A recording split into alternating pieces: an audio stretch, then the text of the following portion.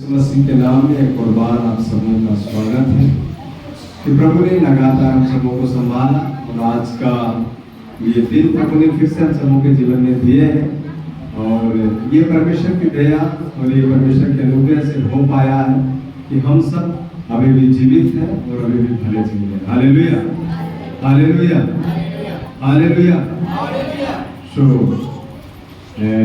आज एक विशेष रविवार है।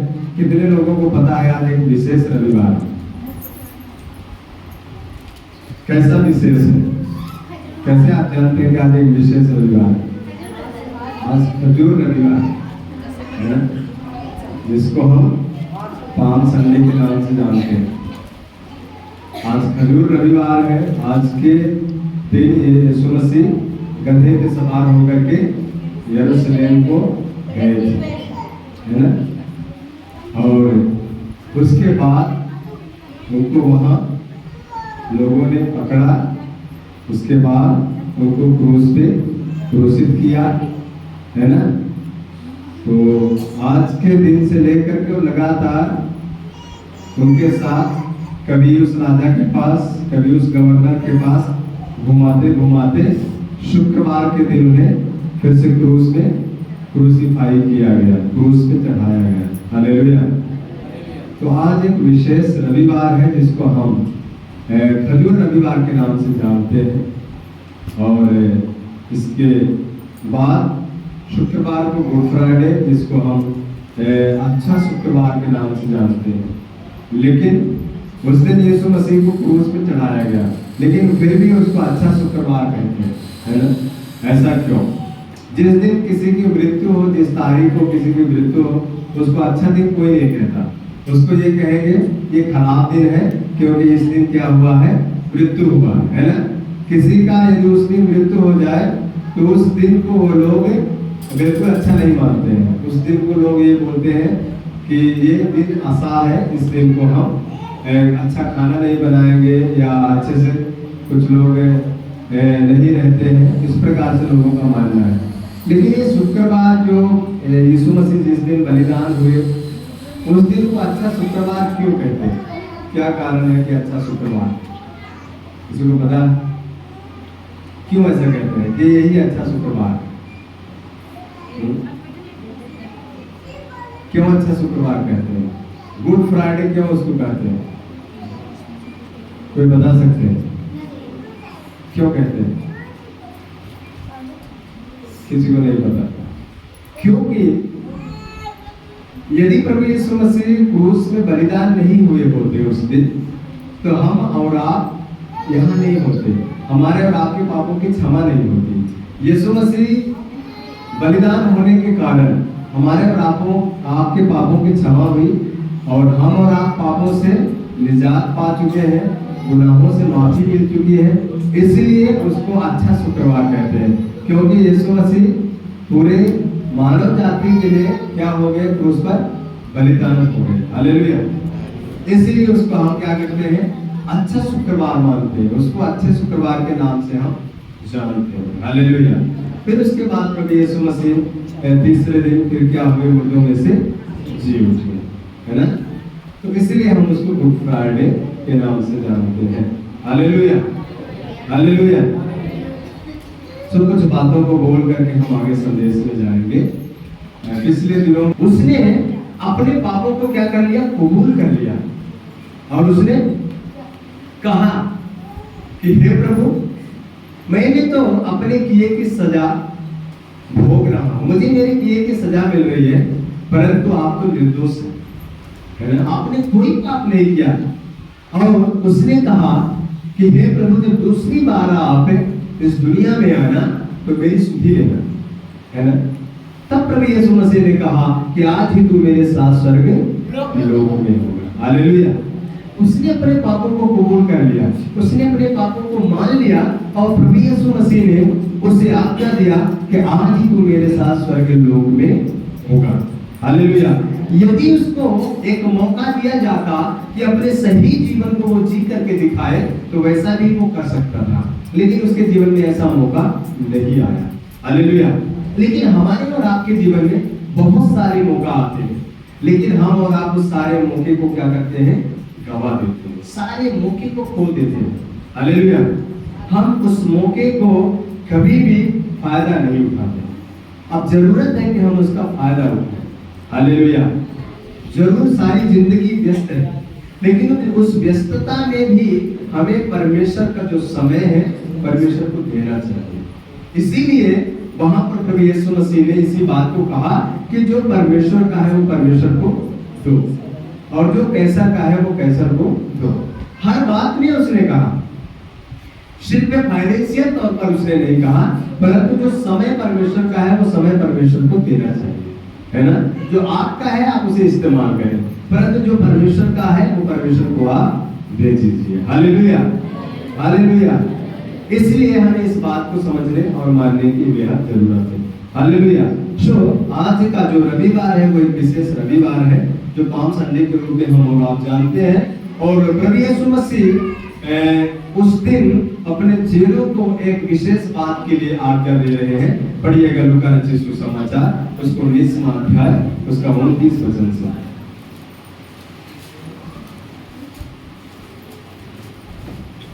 जब वह जैतून पहाड़ पर बैतफगे और बेतनियाह के पास पहुंचा, तो उसने अपने चेलों में से दो को यह कह के भेजा, सामने के गांव में जाओ, और उसमें पहुंचते ही एक गदही का बच्चा जिस पर कभी कोई सवार नहीं हुआ बंधा हुआ तुम्हें मिलेगा, उसे खोल कर ले आओ। उससे खोल कर ले आओ। हालेलुया। प्रभु यीशु मसीह ने अपने दो चेलों को भेजा। कहाँ भेजा? गांव में भेजा, है ना। और वहां से गधी के बच्चे को खोलने की प्रभु यीशु मसीह ने क्या दिया? एक आज्ञा दिया। Hallelujah, hallelujah. अब सबसे पहली बात यह है कि प्रभु यीशु मसीह अपने चेलों को कहाँ भेज रहे हैं? गांव में भेज रहे हैं, है ना। आज काफी लोगों का दर्शन कहाँ होता है? सिर्फ शहरों में होता है। गांव में लोगों का दर्शन नहीं होता सेवा करने के लिए, क्योंकि गांव में वो सुविधाएं नहीं। लेकिन आज भी प्रभु यीशु मसीह चाहते हैं कि गांव में बहुत सारे ऐसे लोग हैं जो अभी भी नहीं जानते प्रभु के बारे में, और उनको बचाने की आवश्यकता है। लेकिन आज बहुत सारे लोग हैं जो सिर्फ शहरों में रहना पसंद करते हैं, क्योंकि शहरों में सारी सुविधाएं हैं, लेकिन गांव में बहुत सारी सुविधाएं ना होने के कारण आज लोगों का दर्शन गांव के लिए नहीं होता। आज शहरों के लिए ज्यादातर लोगों का दर्शन होता है, और शहरों में ज्यादा लोग सेवा करना चाहते हैं, और ज्यादा लोग कलीसियाएं स्थापित करना चाहते हैं शहरों में। लेकिन प्रभु ने अपने चेलों को गांव में भेजा। वहां किस लिए भेजा? कि जाकर के वहां से गधी के बच्चे को क्या करें? खोल के लाए। आगे यदि कोई तुमसे पूछे कि क्यों खोलते हो, तो यह कह देना कि प्रभु को इसका प्रयोजन है। जो भेजे गए थे उन्होंने जाकर जैसा उसने उनसे कहा था वैसा ही पाया। जब वे गधे के बच्चे को खोल रहे थे, तो उसके मालिकों ने उससे पूछा, इस बच्चे को क्यों खोलते हो? उन्होंने कहा, प्रभु को इसका प्रयोजन है। प्रभु को इसका प्रयोजन है, मतलब प्रभु को क्या है? इसकी आवश्यकता है, इसकी जरूरत है। आगे वे उसको यीशु के पास ले आए और अपने कपड़े उस बच्चे पर डालकर यीशु को उस पर बैठा दिया। क्या किया?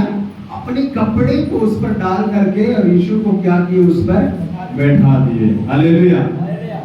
अब सबसे पहली बात यह है, हमें जानने की आवश्यकता है कि वो गधे का एक बच्चा। हालेलुया। दूसरी बात, प्रभु यीशु मसीह ने उसको मंगाया, उसकी जरूरत समझा, है ना। हिंदी में लिखा है प्रयोजन, लेकिन इंग्लिश बाइबल में स्पष्ट रूप से यदि आप देखेंगे तो वहां पर लिखा है, उसका 34 वचन में लिखा है ना, They said the Lord has need of it, जंगली गधे के बच्चे के समान। अब समझ में आया प्रभु ने क्यों गधे के बच्चे को चुना? क्योंकि मनुष्य के बारे में ये लिखा है शास्त्र में कि मनुष्य जंगली गधे के बच्चे के समान। हालेलुया। ये जंगली गधे के बच्चे के समान जो मनुष्य होता है, ये बातें यहाँ पर लूका में हम देख रहे हैं, ये पूरी हो रही है। गधे के बच्चे को प्रभु यीशु मसीह ने क्या किया? ग्रहण किया। प्रभु यीशु मसीह ने उसको अपनी सवारी के लिए क्या किया? चुन लिया, है ना? क्योंकि यह मनुष्य जो है जंगली गधे के बच्चे के समान। Hallelujah, hallelujah. अब जितने लोगों का जीवन इस प्रकार है उनको परमेश्वर चुनना चाहते हैं, क्योंकि परमेश्वर का वचन स्पष्ट रूप से हमें इसी बात को बताते हैं कि प्रभु यीशु मसीह बड़े धनाढ्य लोगों के लिए नहीं आए, परंतु वो गरीबों के लिए आए। परमेश्वर का वचन इस बात को बताता है। लूका उसका 4:18 वचन थोड़ा सा पढ़ेंगे। लूका 4:18 वचन।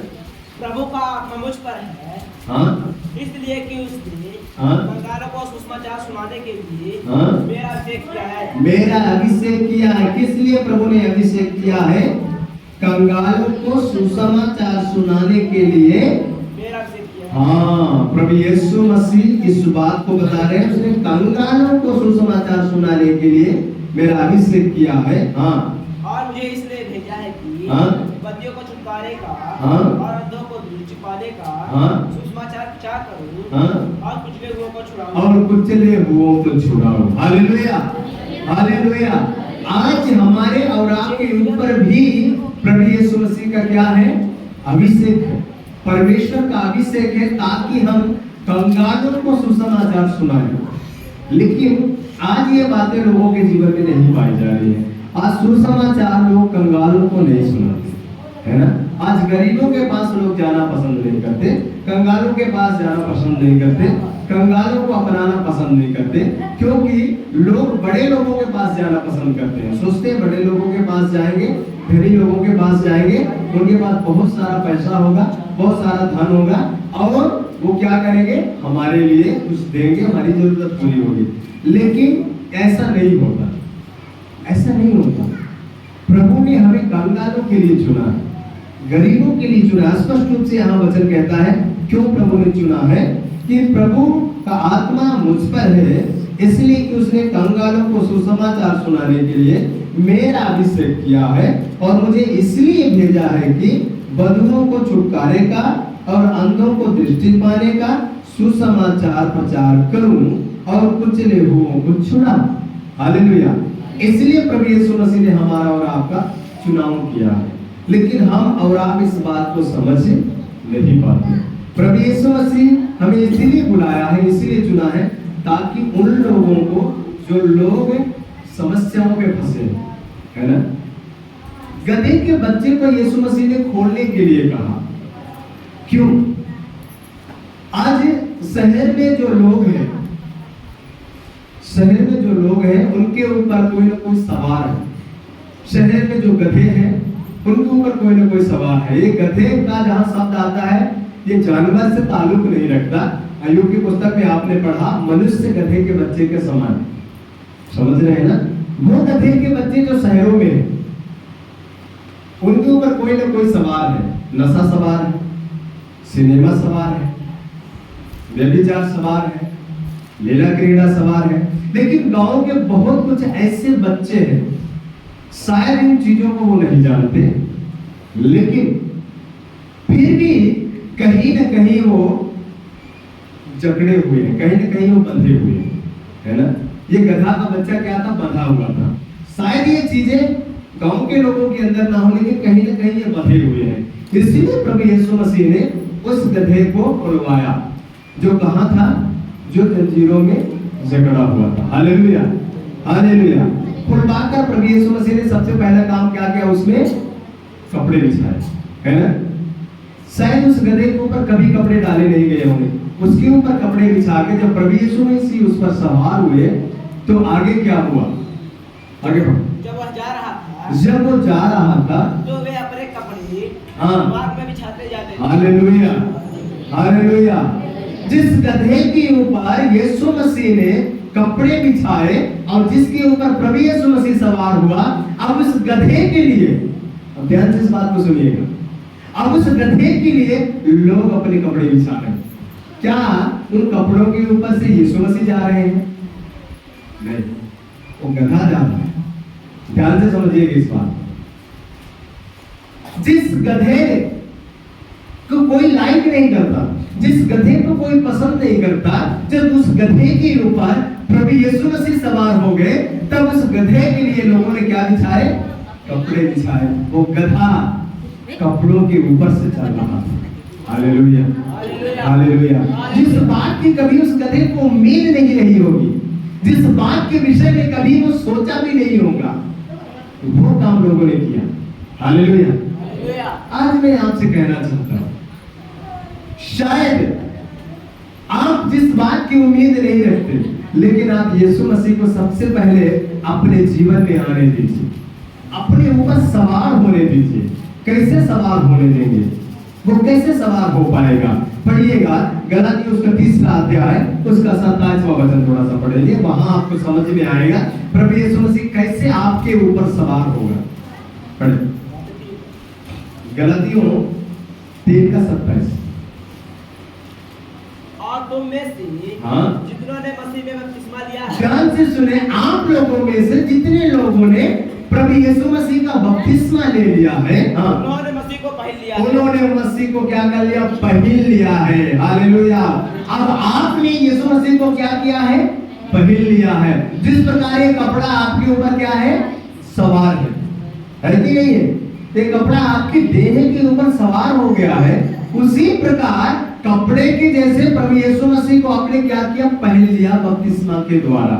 अब प्रभु यीशु मसीह जब आपके ऊपर सवार हो जाते हैं, तब आपके लिए एक नया काम होता है। Hallelujah, hallelujah. जब उस गधे के ऊपर प्रभु यीशु मसीह सवार हो गए, तो लोगों ने उस गधे के लिए अपने कपड़ों को क्या कर दिया? बिछा दिया। Hallelujah, hallelujah. जब आपके जीवन में प्रभु यीशु मसीह की सवारी हो जाएगी, जब आपके जीवन में प्रभु यीशु मसीह आ जाएंगे, तब आपके लिए अनोखा काम होगा, जिस बात को आप समझ भी नहीं सकते, जिसके लिए आपने सोचा भी नहीं होगा, वो काम भी आपके लिए हो जाएगा। Hallelujah, hallelujah. इसलिए आपको जरूरत है कि आप प्रभु यीशु मसीह को अपने जीवन में आने दीजिए। Hallelujah, hallelujah, hallelujah. और थोड़ा बेटा आगे। और अब ना कोई नहीं, उसका नहीं, फिर उसके लूका में आ जाएंगे, लूका 19वां अध्याय में।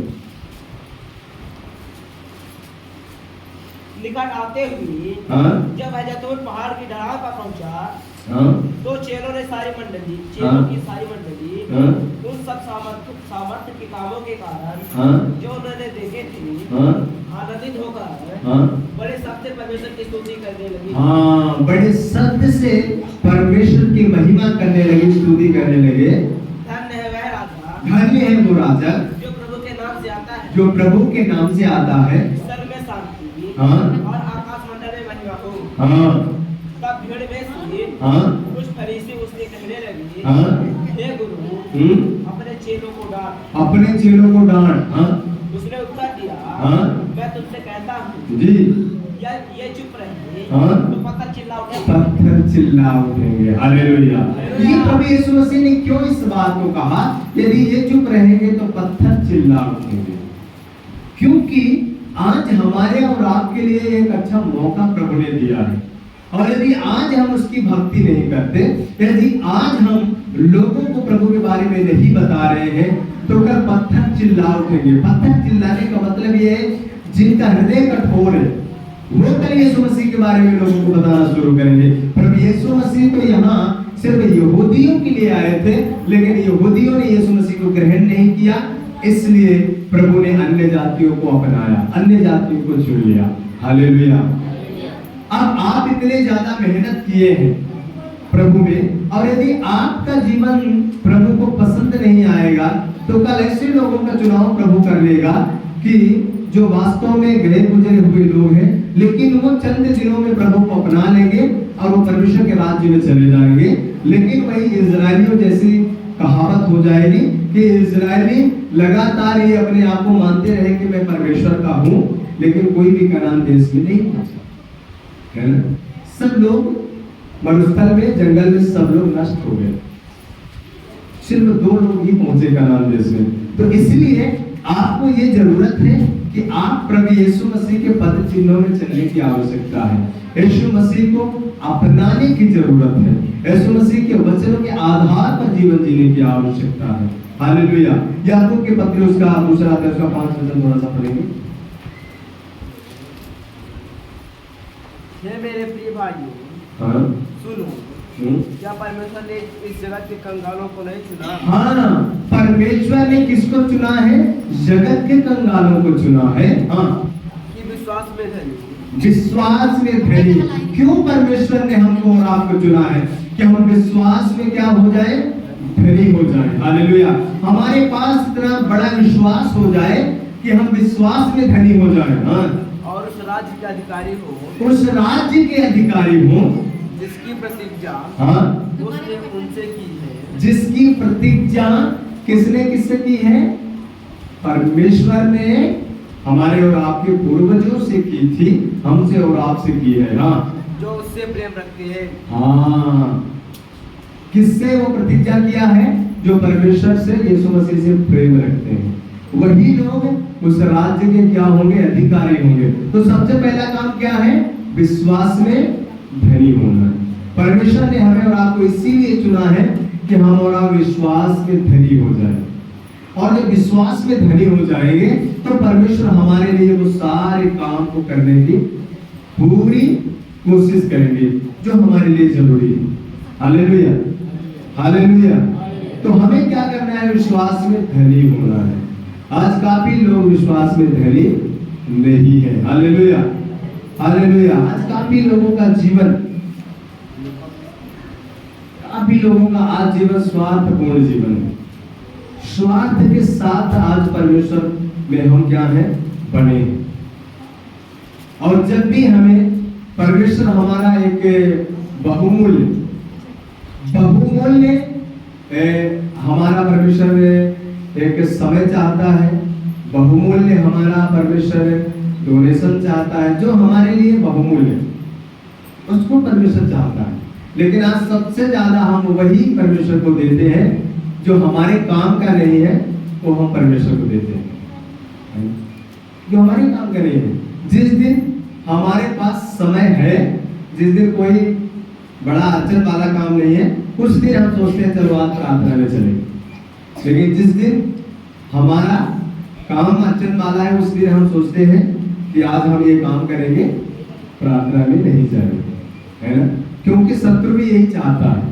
बाकी दिनों में आपके पास काम नहीं आएगा, लेकिन रविवार के दिन ऐसा काम आपको मिलेगा ताकि आप उसमें व्यस्त हो जाए और परमेश्वर के भवन में आप ना जा पाए, है ना?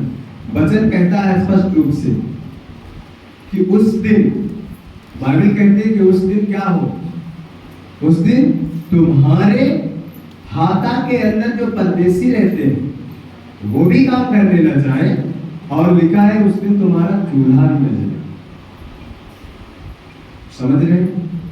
लिखा है उस दिन तुम्हारा चूल्हा भी नहीं जलना चाहिए। हमें विश्राम दिन के लिए इतना ज्यादा महत्व देने की आवश्यकता है कि उस दिन हम खाने पीने में ना लगे रहे, उस दिन हमारा चूल्हा भी न जले, जब तक हम परमेश्वर की आराधना करके वापस ना आए। कितनी बड़ी बात है।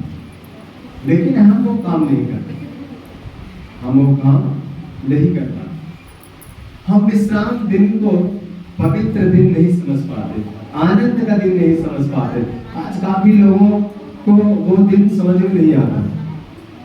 जरूरत के अनुसार परमेश्वर को इस्तेमाल करते हैं। उसका यदि पढ़ना चाहते हैं तो पढ़ सकते हैं आप, यशायाह की पुस्तक उसका 58वां अध्याय खोलिए, उसका 13 और 14 वचन पढ़ सकते हैं। यदि तू विश्राम दिन को शुद्ध ना करे, अर्थात मेरे उस पवित्र दिन में अपनी इच्छा पूरी करने का प्रयास ना करे, और विश्राम दिन को आनंद का दिन और यहोवा का पवित्र किया हुआ दिन समझकर माने, यदि तू उसका सम्मान करके उस दिन अपने मार्ग पर ना चले, अपनी इच्छा पूरी ना करे और अपनी ही बातें ना बोले। बस थोड़ा रुकेंगे। यहाँ पर कितनी बातें लिखी है? सबसे पहले क्या लिखा है? यदि तू विश्राम दिन को अशुद्ध न करे। सबसे पहला क्या लिखा है? विश्राम दिन को हम अशुद्ध ना करें, पहली बात। दूसरी बात, लिखा है, अर्थात मेरे उस दिन में अपनी इच्छा पूरी करने का यत्न ना करें। उस दिन हमें अपनी मर्जी पूरी नहीं करना। ठीक। दूसरा, तीसरा, और विश्राम दिन को आनंद का दिन, ठीक, और यहोवा का पवित्र किया हुआ दिन समझ कर माने। आनंद का दिन और पवित्र दिन समझ कर माने। यदि तू उसका सम्मान करके उस दिन अपने मार्ग पर न चले। हालेलुया। यदि आप उसका सम्मान करके, किसका? विश्राम दिन का सम्मान करके उस दिन आप अपने मार्ग पर ना चले, अपनी इच्छा पूरी ना करें और अपनी ही बातें ना बोले, यदि इस प्रकार का आप काम करते हैं, तब आपको 14 वचन में जो आशीष मिलेगी वो लिखा है, पढ़े। तो यहोवा के कारण सुखी हो। सबसे पहली आशीष, परमेश्वर आपको क्या करेंगे? सुखी करेंगे। हालेलुया। सबसे पहली आशीष, आप सुख के भागी हो जाएंगे। आपको परमेश्वर सुखी करेंगे।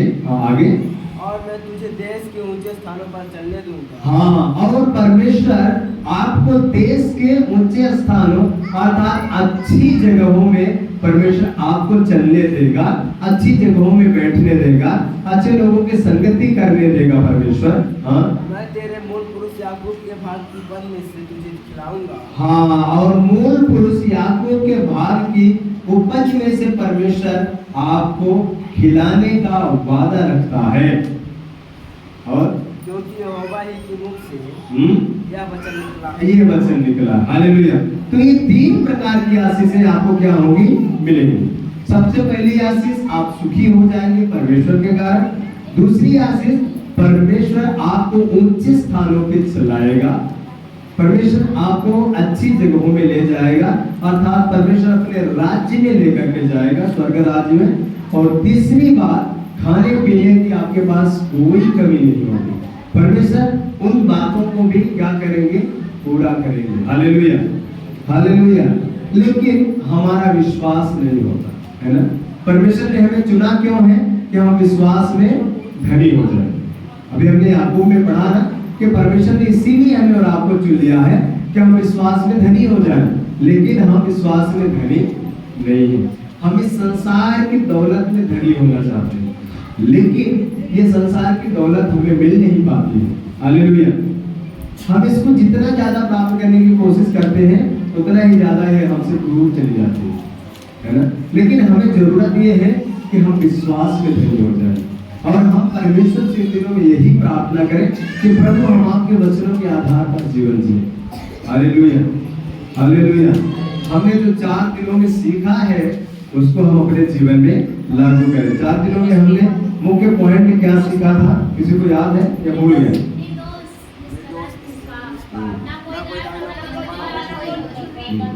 तो ये चीजें रहनी चाहिए, है ना।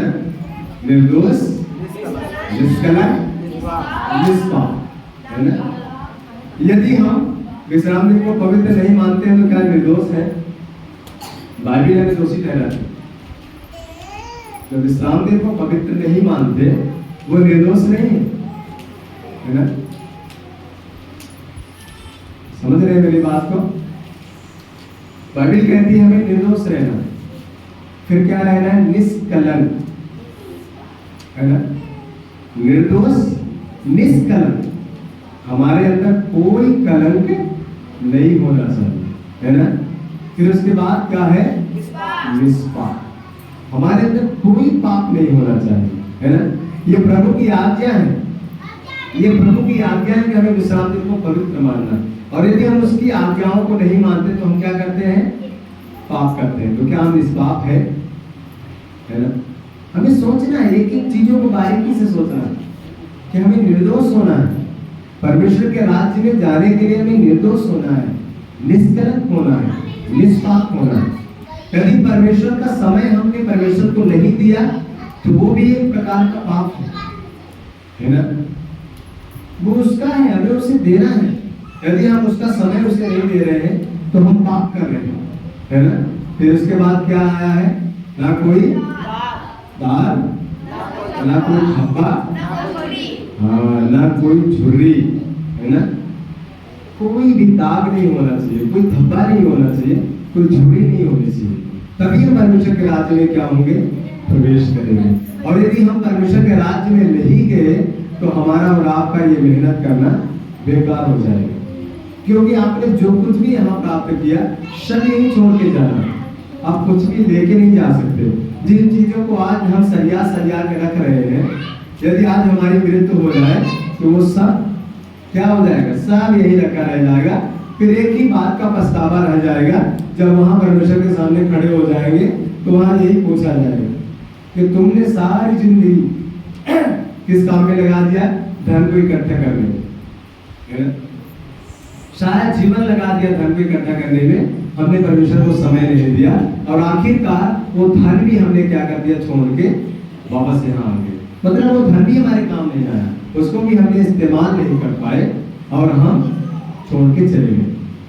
तो हम परमेश्वर के राज्य में भी नहीं पहुंच पाएंगे और उस धन का भी हम आनंद नहीं ले पाएंगे। तो इसलिए हमें जरूरत है कि हम जैसा सिस्टमैटिक ढंग से है उस हिसाब से हम चलेंगे तो सारे काम को हम कर पाएंगे, है ना। जो समय परमेश्वर का है वो समय परमेश्वर को देना है, जो समय हमारा है उस समय हम अपने काम में इस्तेमाल करें। Hallelujah, hallelujah. इसलिए हमें इन बातों को समझने की आवश्यकता और जरूरत है। प्रभु यीशु मसीह ने गधे को चुना। हमें और आपको बाइबल बताती है कि हम और आप गधे के बच्चे के समान हैं, इसलिए प्रभु यीशु मसीह ने हमें और आपको चुना है। और प्रभु यीशु मसीह ने इसलिए हमें और आपको चुना है, परमेश्वर का वचन कहता है कि वो इसलिए कंगाल बना ताकि बहुतों को क्या कर दे, धनी बना दे। हालेलुया। प्रभु यीशु मसीह इसलिए कंगाल बना ताकि हमें और आपको ये क्या करे, धनी बनाए। उसने इसलिए अपने जीवन में पाप लाद लिया और इसलिए पापी बना ताकि हमें और आपको निष्पाप साबित करे, निर्दोष साबित करे, निष्कलंक साबित करे। इसलिए यीशु मसीह अपने जीवन में हमारे और आपके पापों को ले लिया। Hallelujah, hallelujah. इसलिए प्रभु यीशु मसीह अपने आप को कलवरी क्रूस पर बलिदान कर दिया ताकि हमारा और आपका जो पाप हमने और आपने किया तो सारे पाप क्या हो जाए, धो दिए जाए। प्रभु यीशु मसीह ने इसलिए 39 कोड़ा खाया ताकि हमने जो बीमारियां कमाई है पापों के कारण, जो हमारे और आपके जीवन में बीमारियां आई हैं, वो तमाम बीमारियों को प्रभु यीशु मसीह चंगाई दे सके। इसीलिए प्रभु यीशु मसीह ने 39 कोड़ा खा लिया। Hallelujah, hallelujah. इसलिए हमें और आपको ये समझना है और ये जानना है कि प्रभु यीशु मसीह ने हमारे लिए कोड़े खाया, अब बीमारी का हमारे ऊपर कोई अधिकार नहीं है। इसलिए कोई भी बीमारी हमारे जीवन में हस्तक्षेप नहीं कर सकती है। कब नहीं कर पाएगी, जब यीशु मसीह आपके जीवन में सवार हो जाए, है ना। यदि अभी कोई और हमारे और आपके जीवन में सवार है तो क्या करना है, उसको क्या करना है, उतारना है। यीशु मसीह गधे के ऊपर जब सवार हुए तो गधा किस ओर गया, यरूशलेम की ओर गया, है ना। प्रभु यीशु मसीह जब हमारे और आपके ऊपर सवार होंगे तो हम स्वर्ग राज्य की ओर जाएंगे, लेकिन यदि शैतान सवार होगा तो कहां जाएंगे, नरक की ओर जाएंगे, है ना। अब जांचने की आवश्यकता ये है कि वास्तव में हमारे और आपके जीवन में प्रभु यीशु मसीह सवार है या शैतान सवार है। हमको और आपको कंट्रोल कौन करता है, शैतान कंट्रोल कर रहा है या प्रभु यीशु मसीह कंट्रोल कर रहे हैं, कौन कंट्रोल कर रहा है। ये हमें और आपको क्या करना है, समझना, जानना कि कौन कंट्रोल कर रहा है हमें और आपको। ये बहुतायत से जानने की आवश्यकता है ना। कभी ये नहीं समझना है, यदि सांसारिक आशीषें आपके पास आने लगे तो आप मत समझिए कि प्रभु का प्रेम हमारे ऊपर आ गया है, अब हम बहुत धनी हो जाएंगे। अपने आप को जांचना है, यदि वास्तव में आप परमेश्वर के साथ जुड़े हुए हैं तब वो आशीषें उसकी ओर से है। लेकिन यदि आप परमेश्वर के साथ आप नहीं जुड़े हुए हैं, आप उसकी आज्ञाओं का पालन नहीं कर रहे हैं, तो आप समझिए वो संसारिक जो आशीषें आ रही हैं वो शैतान की ओर से। शैतान का काम क्या है, सबसे पहले वो बहुत ऊंचाइयों में लेके जाएगा, फिर उसके बाद वो क्या करेगा, वहां से आपको गिराएगा। और जब आपको वहां से गिराएगा तो फिर किसी लायक इंसान नहीं रह जाता। इसलिए ऐसी संपत्ति से, ऐसे दौलत से कोई मतलब नहीं है ना, पहली बात। दूसरी बात, हमें यहाँ बहुत ज्यादा धनी हो जाए लेकिन एक न एक दिन तो हमें मालूम है कि इस धन को हमें छोड़ करके जाना है ना, इसको हम लेके नहीं जा सकते और इस धन के द्वारा हमारा उद्धार भी नहीं हो सकता। इस बात को हमेशा हमें ध्यान में रखना है ना। और जिस परिवार के लिए, जिन संतानों के लिए, जिन बच्चों के लिए आप उस धन को इकट्ठा कर रहे हैं, हो सकता है वो संतानें शायद आप जैसा चाह रहे हैं वैसा उनका जीवन ना हो, शायद वैसा उनका जीवन ना हो, और जिस दिन आपका हाथ पांव चलना बंद हो जाए तो वो धन भी आपके काम नहीं आएगा, है ना। जिनके लिए आपने इतनी मेहनत करके वो सब कुछ इकट्ठा किया, कल आपको वो देखेंगे, कल आपको नहीं सुनेंगे, तब आपको पछतावा होगा कि मैंने सारी जिंदगी इस धन को इकट्ठा करने में लगा दिया, परमेश्वर को समय नहीं दिया और आज ये धन भी हमारे काम नहीं आ रहा है। अब तो आप परमेश्वर से भी चले जाएंगे, है ना, धन भी आपके काम नहीं आएगा और परमेश्वर से भी आप दूर हो जाएंगे, है ना। इसलिए हमें सोच समझ के इन दिनों में कदम उठाने की आवश्यकता है। हमें एक सिस्टमैटिक ढंग से काम करने की जरूरत है। जो परमेश्वर का है वो परमेश्वर को देना है, जो परमेश्वर ने हमें समय दिया है वो हमें इस्तेमाल करना है। परमेश्वर ने कहा 6 दिन तो मेहनत के साथ काम करो, तो 6 दिन पूरी लगन से हमें काम करना है, पूरी मेहनत से काम करना है, लेकिन 7वां दिन हमें क्या करना है, विश्राम करना। परमेश्वर की आराधना में आना है, आराधना प्रार्थना के बाद यदि समय मिलता है तो हमें दूसरा काम करना है ना। नहीं तो आप समझ लीजिए, आप यदि 6 दिन में आप धनी नहीं हो जाएंगे तो एक दिन आप काम नहीं करेंगे तो उस दिन से आप निर्धन भी नहीं हो जाएंगे। यदि 6 दिन काम करने से आप धनवान नहीं बन जाएंगे तो एक दिन आप काम नहीं करेंगे तो निर्धन भी नहीं हो जाएंगे। इस बात को ध्यान में रखना, क्योंकि शैतान बहुत चालाक है। पिछले दिनों में एक फोन आया, उनके घर के अंदर ताला बंद था, घर में ताला बंद है लेकिन घर के अंदर आग लग गई। अब सोचिए, पहले घर में ताला बंद है उस कमरे में ताला बंद है और आग कहां से शुरू हो रही है, आग जमीन से शुरू हो रही है। तख्ता रखा हुआ था, उसके ऊपर कपड़े रखे हुए थे, कुछ पाइप वगैरह रखी हुई थी मोटर की, लेकिन वहां से आग शुरू हो रही, दरवाजा बंद है। आप मुझे बताइए वो कैसे संभव है।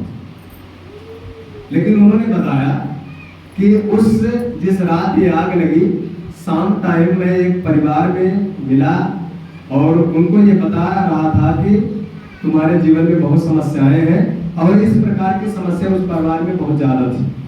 शैतान से बहुत ज्यादा वो लोग ग्रसित थे और शैतान कुछ भी करता था उस परिवार में। तो उसको वो बोले कि रविवार को तुम्हें आराधना में चलना, उसको वो समझाए। उसके बाद वो रात में अपने घर गए, जब सोए तो वो बोले रात भर हम सो नहीं पाए, और रात भर 3 लोग आकर के मुझे दबाते थे। फिर मैं चिल्लाया, तो उसके बाद चिल्लाने के बाद एक बार फिर मैं सो गया, तो दरवाजे के बाहर कुछ लोग खड़े थे। बाद में फिर से उसने बताया कि मुझे आके दबाए, तो मैं फिर चिल्लाया। तो पत्नी जब जागी तो पत्नी देखी कि दूसरे वाले कमरे से, जिस कमरे में ताला बंद है, वहां से धुआं निकल रहा। तो पत्नी चिल्लाने लगी, बोली देखो उस कमरे से धुआं निकल रहा है, तो उसमें आग लग गई क्या?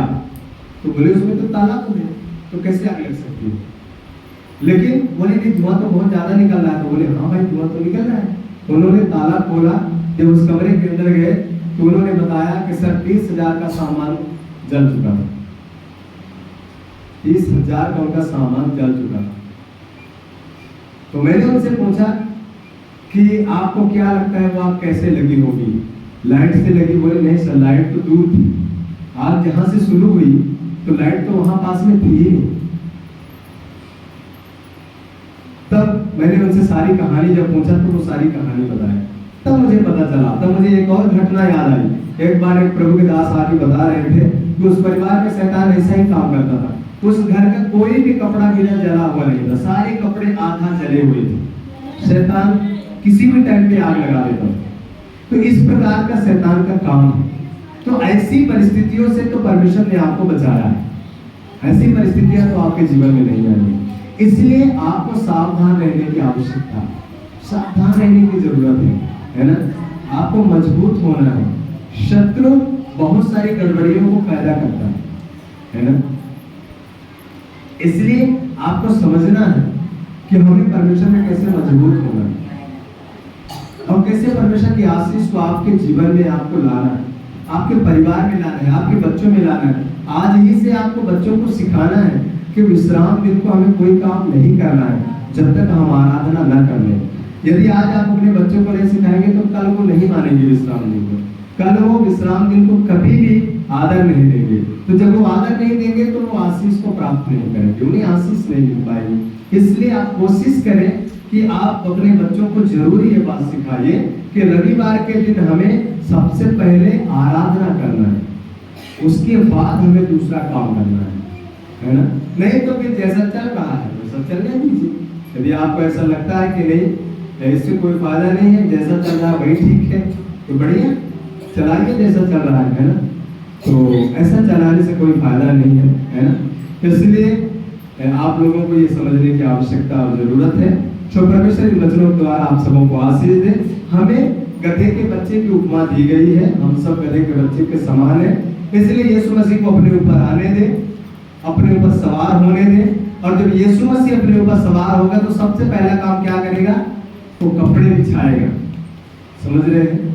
मतलब हमारे और आपके जीवन में जो भी गड़बड़ियां हैं सबसे पहले उसे वो क्या करेगा? ढांप देगा, है ना। हमारे और आपके जीवन के वो दाग नहीं लगेंगे, है ना। जब गधे के ऊपर यीशु मसीह ने अपने कपड़े को बिछाए होंगे तो क्या गधे के पीठ के, गधे के शरीर का कोई भी चिन्ह दिखाई दिया होगा? नहीं दिया होगा, वो कपड़ों में पूरा ढक गया होगा। जब यीशु मसीह हमारे और आपके जीवन में अपने कपड़ों को डालेंगे तो हमारे और आपके जीवन में सारे दाग, सारे धब्बे, सारी झुर्रियां क्या हो जाएंगी? ढांप दी जाएंगी, है ना। दूसरी बात, जब यीशु मसीह उस पर सवार हो गए तो फिर गधे को ऐसे खाली जमीन में चलने की आवश्यकता नहीं पड़ी, गधे का सम्मान बढ़ गया। ध्यान से समझिएगा, जब यीशु मसीह आपके जीवन में आ जाएंगे तो आपका क्या बढ़ जाएगा? सम्मान बढ़ जाएगा, आपका आदर बढ़ जाएगा, आपकी इज्जत करने लगेंगे लोग। जो लोग उस गधे को तुच्छ जानते रहे होंगे वही लोग क्या करेंगे? अपने कपड़ों को बिछा रहे। यदि यीशु मसीह उस गधे पर सवार नहीं होते तो क्या लोग जब गधा जाता तो उसको अपने कपड़े बिछाते?